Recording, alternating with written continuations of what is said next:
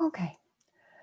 Hello, everyone. This is your host, Susan Rosen, and I have a really interesting, local to me, guest today. And her name is Dr. Cris. I'm going to say that I'm probably going to mangle this. Azola. That's perfect. Okay. Usually I ask before we get started, and I forgot. Um, and Cris is a licensed naturopathic doctor. And she is a descendant from a long line of physicians who believed in balancing conventional medicine with natural healing techniques, which I think we all agree with. From early childhood, she was inspired by her family's dedication to helping others and became curious about the natural remedies her family used to stay healthy, always wondering, quote, how grandma's stuff worked, unquote. So maybe later on she'll tell us if she figured out how grandma's stuff worked. Because I have no doubt we would all love to know that. Okay, it would be a pleasure. Well, thank you very much for having me on your show. Yeah. Well, I am glad that we met and that you were interested in coming on the show. So I appreciate that as well. So tell me a little bit more about your background and how you, or maybe I should say why you ended up going the naturopathic route instead of the MD physician, that more mainstream doctor path. Sure. So one of the, I should say that my grandparents were Romanian, and I'm Romanian. I grew up, my young life was in Romania. And in practicing in Romanian culture, we do have a lot of everyday practices and cultural approaches to health that integrate natural remedies. So every day, we might have certain foods or certain herbs as part of our routine. And so that was I was very inspired in watching my grandparents. Actually, my grandmother was a pediatrician and my grandfather was a reconstructive surgeon, and seeing them kind of recommend these not only to patients, but like basically teaching me about them. And so when I decided, I had a previous career before this. I worked in a different field, and as every young person does, they kind of discount the types of things that they grew up with. But I've always been around it and using it. And it wasn't until I started to experience kind of the stress, overwork, and burnout as a young professional and started to gain weight and had become, pre-diabetic, things like that were starting to come on the horizon, that I started to think, what were those therapies again? What were those rituals that I've given up, especially as a young person? You think you're invincible, and so you don't need those things anymore. So having exposure to both the conventional side and the natural side, what was really drew me to more of the naturopathic field is that it does have a really deep underlying foundation that nature heals, and to study these remedies and these therapies from an evidence-based perspective and the thousands of years of history that they have behind them, and that kind of matched really well with my cultural understanding and also my curiosity. So I love anything medicine on either side, but I wanted to follow this passion and curiosity for a deep foundational understanding of how the body heals from a natural perspective and the natural therapies that support that. That makes so much sense to me, because they have been around for thousands of years. And not just in the culture that you come from, but from all over the world, where cultures found the medicinal plants and other things that were in their area, right? Geographically, which is always interesting as well, Yes. to compare. But it just makes sense that all of those things were working for all that time. There's no reason to throw it, as I always say, throw the baby out with the bathwater Yes. kind of thing. It worked, putting it all together would seem, which I think is what the worldview that you came up with, Mm-hmm. would seem to be the best use of all of that information on both sides of the. Yes, making use of all the resources and all the tools we have available to us is, having the perspective of a surgeon. I mean, obviously, there are lots of things that can support surgical recovery and preparation and things of that nature. But at the end, you still need that surgical approach for certain things. So I really, where I studied at Bastyr University, it's truly an integrative school where you learn the conventional diagnosis, treatment, pharmaceuticals that treat certain conditions, but then at the same time, integrate that and what can we do for prevention and holistic treatment, and where do they play really well together, and when can you avoid it, and things like that. So I enjoy that integrative approach. No, that makes a And lot of sense. of course, in my practice, it works very well. I've witnessed. I'm sorry. No, that's okay. That's okay. I'm interested. What kind of people do you typically see or deal with, or are there certain types of, I don't want to say diseases, but of issues that people come to you with? And as an adjunct to that, do you treat all ages, or do you treat more people that are certain ages simply because of the issues that they have, or you just a generalist? As I kill myself with the hearing thing here. Over to you. The technical gremlins hopefully will There stay you out go. today. Yes. So my practice is I treat a very broad range of conditions and ages as well. I've had pediatric patients, and then into all the way through the 80s, and hopefully one day beyond. And so one of the things that I work with, because the type of work I do is very supportive to the body and its natural processes, that basically lends itself to many conditions. But I've worked with neurological conditions, a lot of hormonal imbalances, a lot of thyroid cases, which the thyroid has issues. People can have issues with the thyroid in multiple ages, and that spans, premenopause, postmenopause. I've worked with individuals who need much more to want to increase their vitality, support their balance as they age, increase muscle mass, things like that.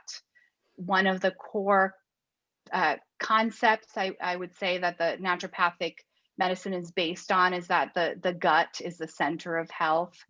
And in that, digestion is definitely something that is impacted and changes over time and as we age. So in doing a lot of digestive work at all ages, it really does lend itself well to treating lots of conditions. When you treat the gut, you treat inflammations, arthritis, autoimmune disease. There are many things that are related to that. So I would say really neurological, hormonal, those are the things that I've worked a lot with. And I really enjoy taking burned and stressed out patients. Adaptogens, this particular herbal therapies that help people adapt to stress, are really something I enjoy doing. However, most of us, when we're burned out and stressed out, don't think that we are. So I definitely would love to attract more and more of those people into my practice, and I try to get the message out. But of course, in COVID time, this is going to be an issue, but hard to admit to ourselves and seek treatment. So I'm just that's and that's an interesting point, because with all of the discussion that's been going on out in the culture, Mm-hmm. One of the things that everybody has been talking about, and that you would think it would be more acceptable, is the added stress that everyone Mm-hmm. has.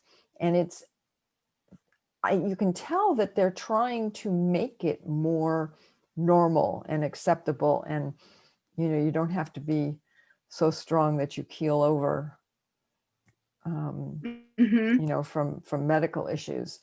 And so you would think that it would be easier to have people admit that, hey, I really need some help with this. And Mm-hmm. do you think part of that is just getting the message out, necessarily about what you're doing or what some other people are doing, in order to get people the help? Maybe they don't know where to look. I'm just trying to think, how that could be easier. Mm-hmm. I think one of the challenges with stress and burnout, or when we're approaching burnout, because stress can just build up over a long time Right. until we finally crash, Yeah. is that as cortisol is one of the stress hormones. Mm-hmm. And unfortunately, in the short term, as we're pumping it out and on the go and trying to make it through and powering through our work, it makes you feel powerful. It makes Mm-hmm. you feel alert. It makes you feel like you're really getting stuff done. And as you're becoming ineffective in that moment, you feel very effective. So the challenge is to prevent it.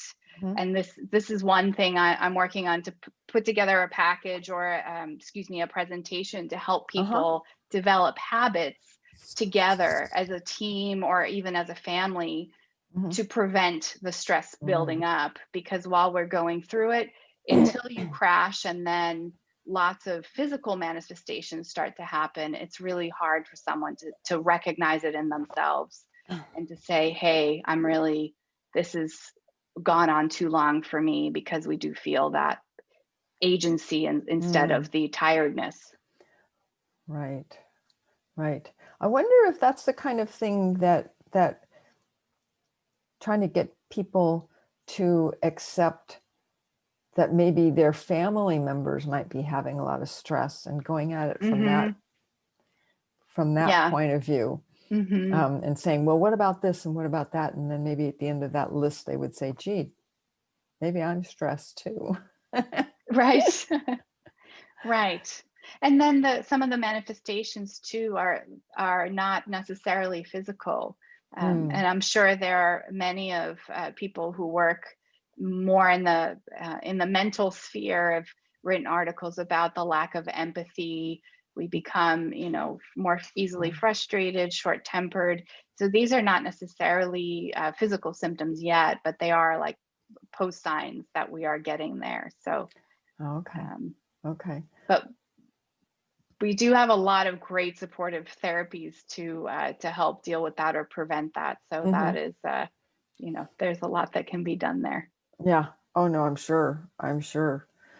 So what are some of the things that you have found in your practice and in your life, as well, that you see the problems and issues that people if I could talk, start to deal with, or should be looking out for, maybe as they're getting older, as they're hitting 50?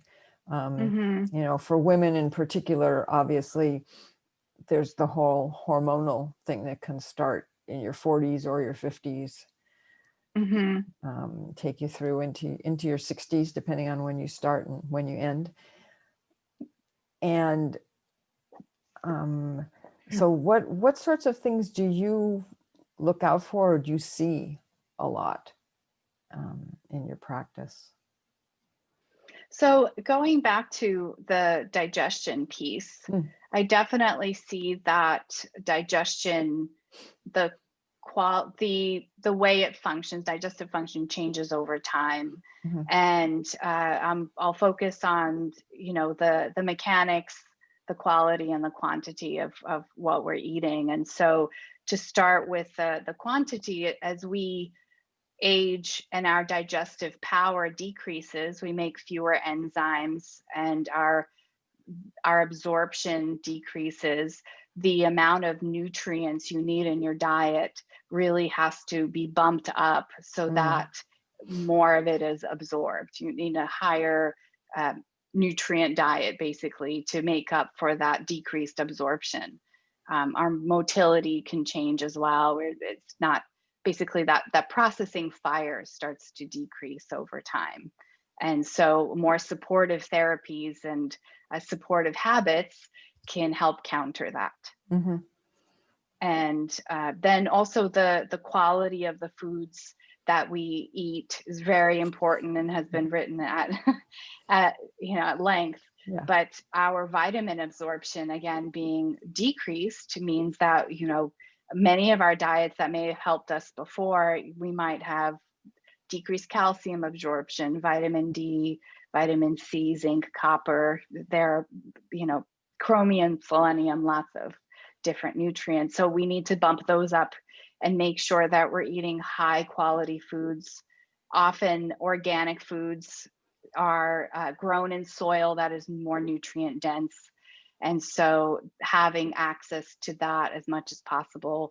Again, I have premised all of this by saying, these are just kind of general educational points, but each person and each person has their own individual health status and should talk to their doctor or consider their situation before making any changes. But these are just general points that a high nutrient diet will help us.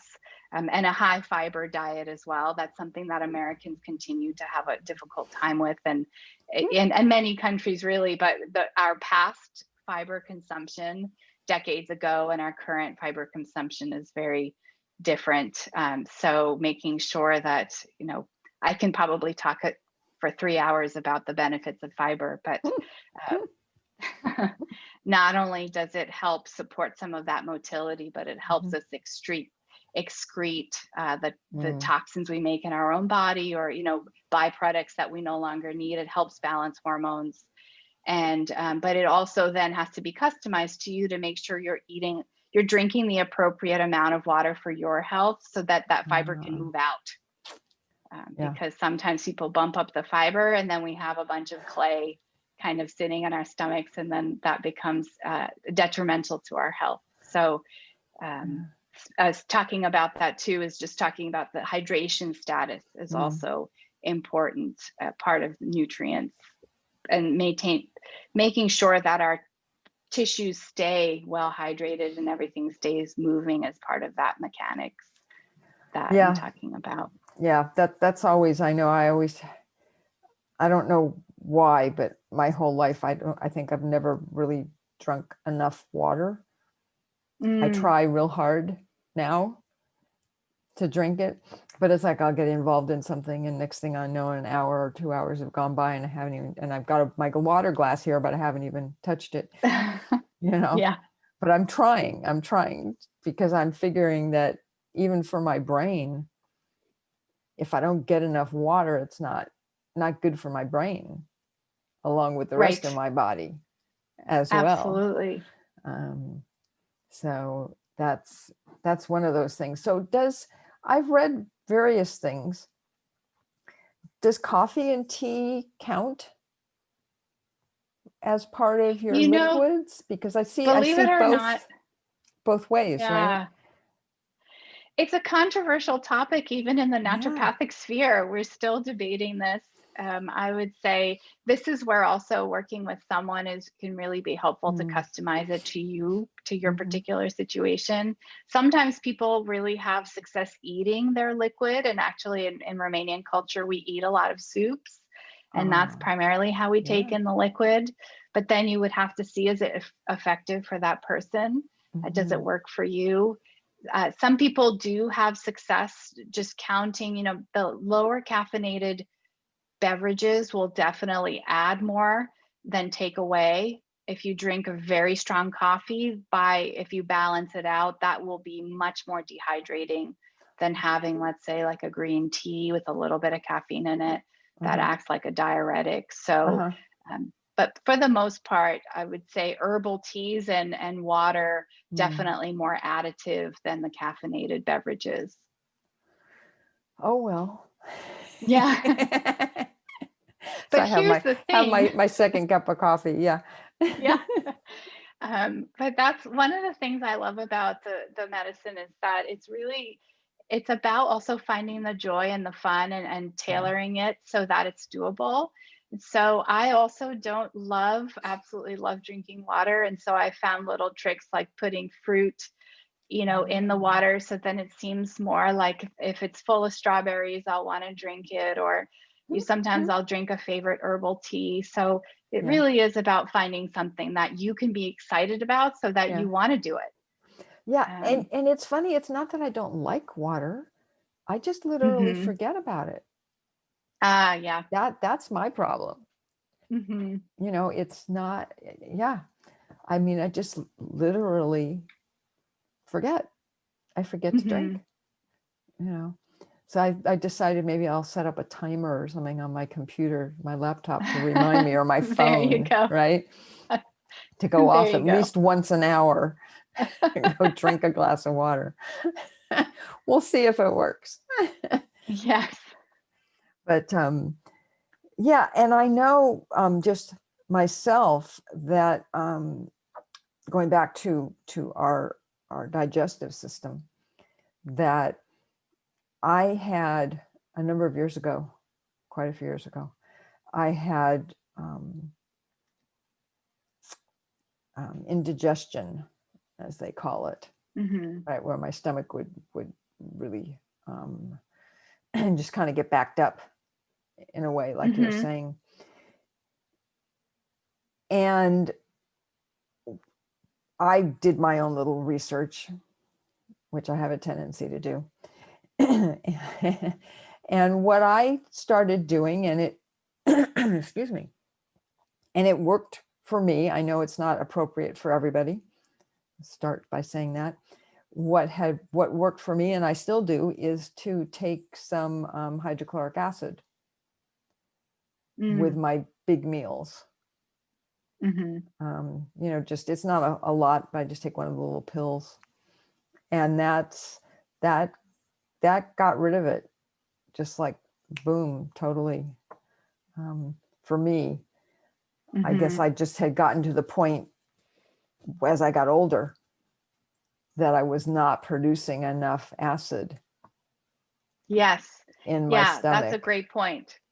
Yeah, that is another change that happens. We stop Mm, producing that hydrochloric acid, and there are things that one of the traditional yeah. things that we used to have in our diet, or at least we even have today, is that vinegars and bitter Yes. foods Yes. promote the release of hydrochloric acid in your stomach and the Right. enzymes.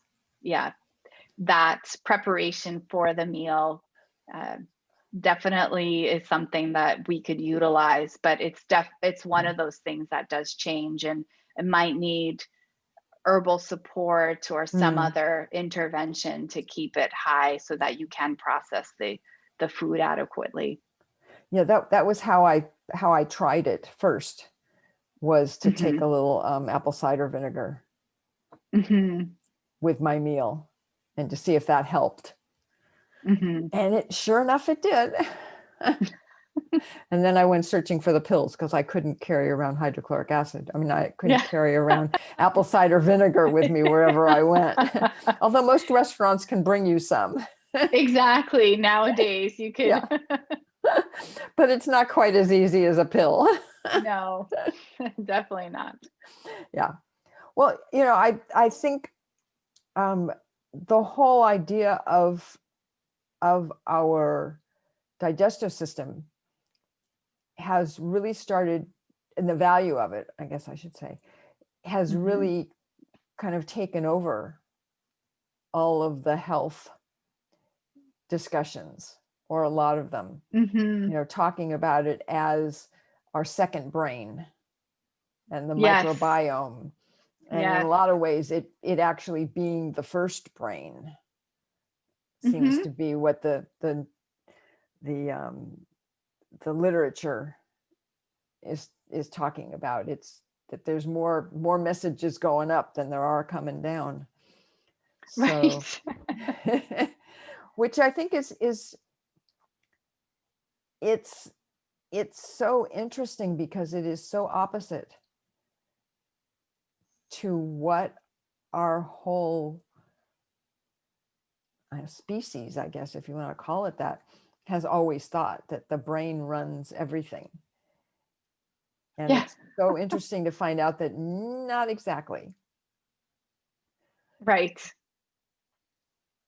Yeah. And that's the other very critical part of the digestion is our flora changes, and it definitely needs support. And so our microbiome, it's been wonderful to see how much research has come out.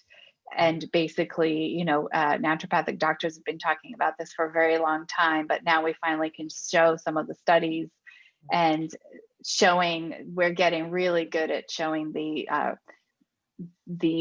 changes over time, really identifying those specific what's in there, being able to tell. And so that I've definitely seen change in with hormonal health. It can throw off that flora, and I've definitely tested people for it. And you can see what's missing or what's overgrown and kind of try to rebalance that out. And basically, the microbiome not only impacts the way we process hormones, but then our hormonal status can impact our microbiome. So it's definitely kind of a dance back and forth. And making sure that you have a very healthy microbiome will help you with those neurotransmitters as you age. And then also, of course, with that, they do a significant amount of heavy lifting when it comes to absorbing nutrients from our food and vitamins and B12. So having that in balance is, I would say, definitely a critical piece of aging well and aging healthfully.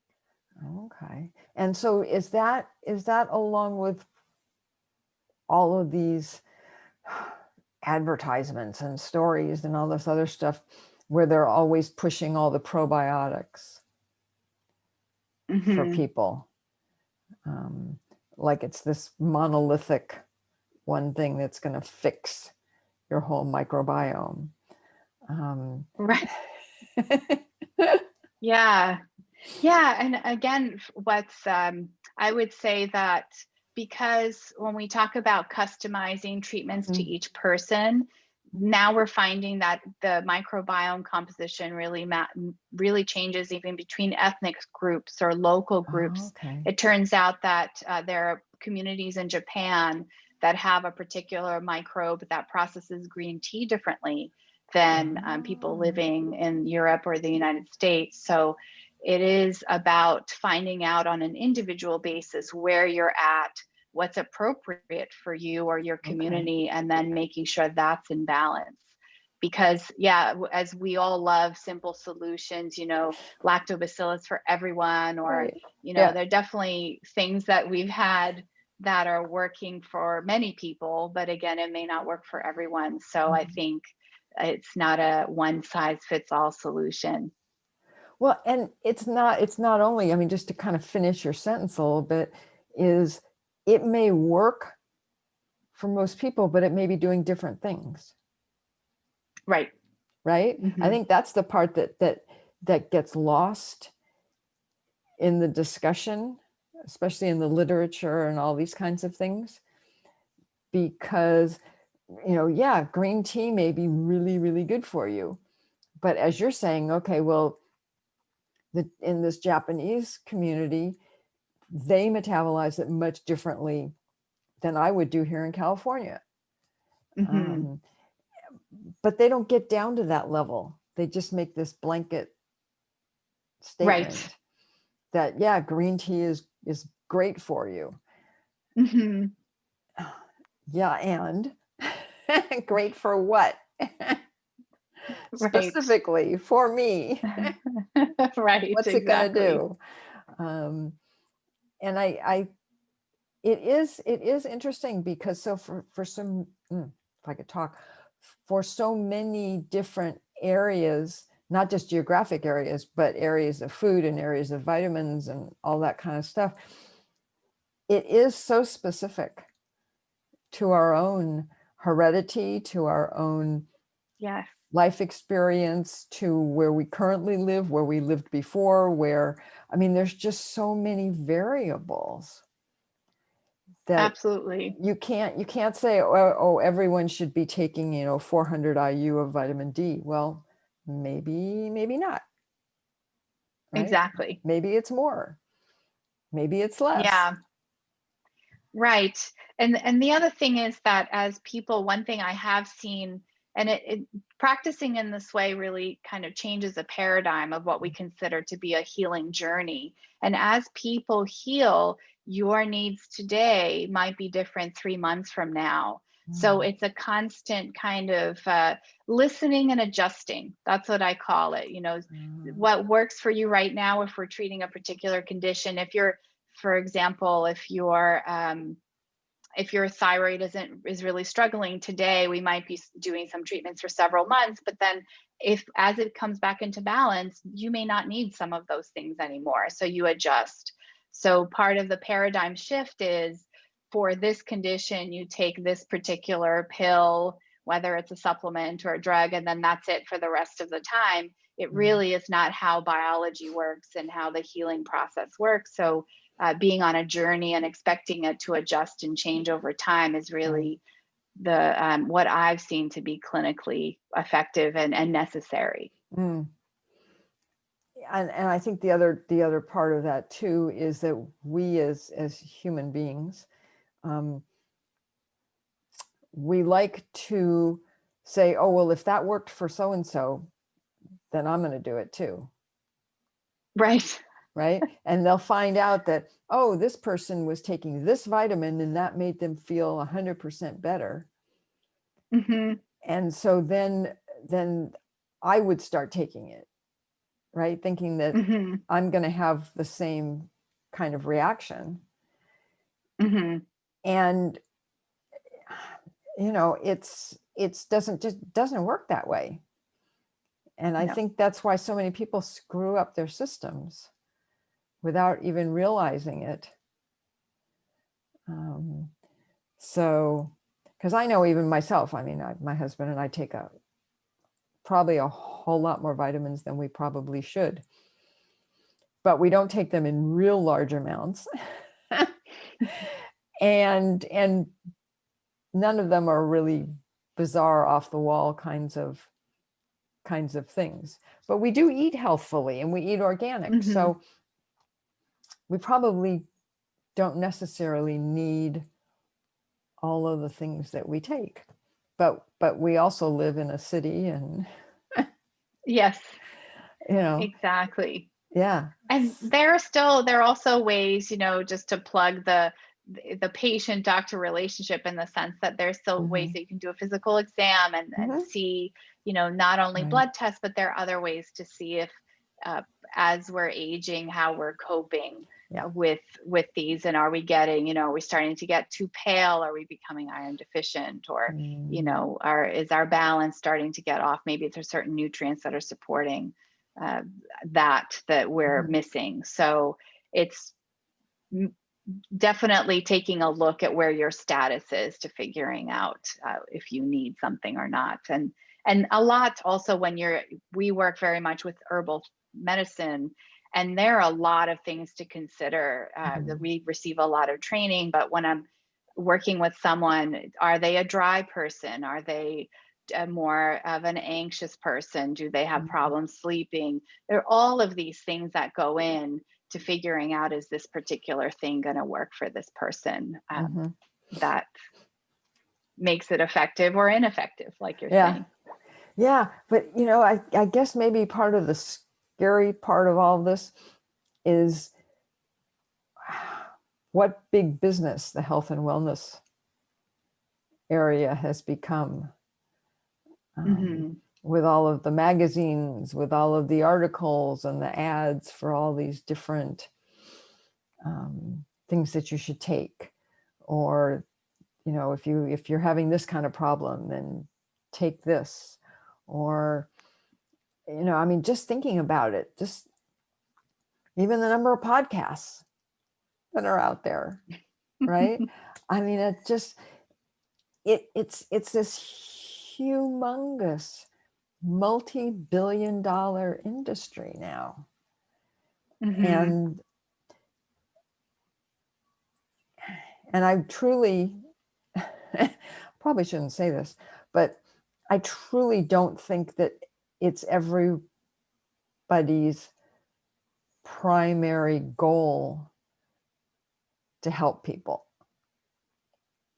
I mean, I would like to hope that at least at some level they have that in their brain, along with making money. But I'm a cynic, so. Well, I think to add to that point, I think one of the things that's lost, and what the reason I keep going back to a kind of a cultural, Mm, habitual approach to health, is because really the simple things that we practice every day truly impact your health over the long term much more than a short term solution or an expensive solution, oftentimes. Not to say that there aren't certain things that are really worth spending money on for a mhm. specific condition or for a period of time, short period of time, Absolutely. but for the most part, you know, the other thing I wanted to talk about was inflammation Mm. and how that Ah, impacts us as we age. Definitely, the more of it that we have, it's good in the short term, but it can really advance that aging process if it's mm, over, if we overly inflamed as we age. But simple things like our diet can be, you know, we can eat a include anti-inflammatory mm, foods, or herbs into our diet that are mm, just small things we do all the time that our body absorbs at a level that we're used to absorbing. I think I've heard people, turmeric is a great example of, obviously millions and billions of people every day eat a little bit of turmeric, and it's definitely been sold in large quantities in capsules and things like that. But mm. in fact, if it's something that suits you, you eat little bit of every day is so much more absorbable and useful to you than if you have a huge bottle of it Mhm. and take it. So I think And I would how, like to. oh, I was just going to say, and how would someone do that? I mean, is there a particular vegetable or something that you get that you can, It's the I mean, the yellow spice in rhizome? Indian Yeah. food. Yeah. Okay. So I think just if you Okay. So like just the Indian food, spice you're talking about. yeah. Okay. Okay. Yeah. So that's what I try to bring back into my practice, is to Uh-huh. get people excited about incorporating these things that they can practice on a continual basis that really support good Mm, health long term. yeah. And that's actually easier to get into your system, is if you eat it through food Hmm. as well, isn't it? Than taking the pills and the capsules Yeah, it and can be hard to absorb and pills and capsules and things like that. And actually, you can drink it as a tea. Some people really, now there's ah, turmeric lattes and can make teas from it too. And some people really enjoy that flavor interesting. I'll have to as try it. I'll well. have to But try that. Not buy a lot to start with, but a little bit to try it. Because things, well, everyone's taste buds are a little different. So exactly, I've exactly. bought a lot of things over the years that ended up in the trash can. And I love it when they give samples, because I've been Ah, amazed at, as naturopathic doctors, we do try lots of stuff, uh-huh. and we do try to formulate things that are palatable. Mm. And I've always been amazed by, I'll drink something and I'll think this is the most delicious thing I've ever had, and then my colleague thinks it's awful. So I think, you can't always go by it, but sometimes that can be an indicator that it's something that your body will really enjoy you making Ah, use of. But that's a little bit more, that is definitely not a scientific study by any means. But yeah. you definitely don't want to give something to people they're going to think every day like, oh, my goodness, I have to do this again. There you go. Exactly. Yeah. Yeah. That is, but that does kind of make you think, if you really do believe that your body is your best way of knowing if something's going to appeal or Hmm. work with or for your health. A lot of Yes. times, I mean, I have a lot of allergies, and so whenever I try a new vitamin or something, I always have to make sure that when I try it, I'm not taking anything else that I have allergy reactions to at the same time, because sometimes I cheat. So, um, because then I have a good barometer of, oh, okay, yeah, I should be able to take that. So, um, yes, that's lots of fun. Yeah. That brings up a point that Mm, one of the things that I really try to help people with is to listen to their bodies mm, and to really pay attention. And again, unfortunately, the computers and just kind of living in a virtual world, it's so easy to start ignoring your body, or if you yeah. become very busy. But even your body does have an enormous amount of intelligence, and Mm. communication is trying to things it's trying to communicate. And so the more we listen to it, the more we sit in it, definitely is one of our greatest assets to help us maintain our health long term. No, that makes a lot of sense. A lot of sense. I would agree.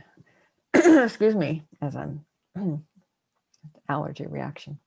Um, ate something I shouldn't have this morning. Anyways, so what if we were going to, kind of wrap everything up? We've been on for a while, and what are, maybe 2 or 3 things that you might want to leave people with to think about as they get older, as they're dealing with COVID and all of that stress that we're talking Hmm. about? If you have a couple of, I probably should have warned you about that beforehand. A couple of things that you might say, well, this isn't everything, but here's just a few things to Yes, think about. definitely. I would definitely say pay attention to your digestive health, Mm, eating those healthy foods that are as pesticide free as possible, a nutrient dense diet, mm, trying to, there's lots of resources out there. One of my favorites is called The World's Healthiest Foods. It's a oh, book and a website, and you can look up, I think they have the 100 most dense, a listing of the 100 most nutrient dense foods in there. But there are a lot okay. of resources there. So focus on that density and making sure that you have a good microbiome. You chew your food, Yeah. Ah. so important, and make sure your bowel movements are regular. And then in line with that is, an anti-inflammatory kind of a diet rich in vegetables and fruits and fiber is going to be anti-inflammatory, and that is definitely very important, not only in managing blood sugar and helping protect our brains as we age, but also managing that inflammation. Mm. So I would say things you can do for your digestion also help kind of control that inflammation as we age. Well, that And makes a lot. Yeah, go ahead. I Sorry. was going to say, also in COVID, definitely we're starting to see that it is an inflammatory process going on Yes. like that. So you don't want to amp up your inflammation during this time, to help better prepare for that. Right, right, right. And unfortunately, COVID doesn't like to stay how it is. It keeps morphing itself. So Hmm. that's that's not a good scenario if your Hmm. body isn't in good shape to start with. Although COVID doesn't seem to care, from what I keep reading, Right. It is definitely unfortunately. It is a wily foe, that's for sure. Yeah, yeah, yeah, it Mm. really is. It really is. So, well, on that downing note, well, um, and Cris, if someone is interested in getting in touch with you, if you want to give me, you can say it now, and then also send it to me, and I will put it in the show notes as how they can get a hold of you. Wonderful. Yeah. Thank you so much, Susan. Yeah, my website is www.d uh, drazzola. So drazzola.com is my website, and they can get my contact info there. Okay, wonderful. So I'll put that in there. And when you send that to me, why don't you send me the link for that World Healthiest Foods? Is that what that one? Yes, Yeah. that would be my pleasure. Yeah, that'd be great, because I'll put that in the show notes as well if people are interested in following up on that, which I'm sure a lot of people, including myself, will be interested in Great. going there. So that would be great. And I really appreciate you coming on and spending the time to be here with us and to give people some extra information having to do with the time period now and trying to stay healthy and stay healthy as we get older, which is Yeah. very, very important now as there are more and more of us. Yes. But, Yeah. So thank you so much for having me. And I guess my last plug about that is just make sure if you if it's possible to have a partner on this mm, journey to staying healthy, you know what, talk to your doctor or a professional that you trust to develop a plan so that you're prepared as the time goes on, you feel fully prepared and you have a plan. So I hope that something that I've said today was helpful, but I really appreciate you having me on. well, I appreciate having you here as well. So thank you. And I will add on that actually I was going to say I'm not a doctor and this isn't medical advice, but Cris is a doctor, but this is still not medical advice. Yeah. If you have Right. any issues, as she just said, work with your own doctor and find out what's going on. And if you are having some kind of an emergency, please go to the emergency room and or call your own doctor. And otherwise, I will look forward to talking to all of you next week. Bye. Bye.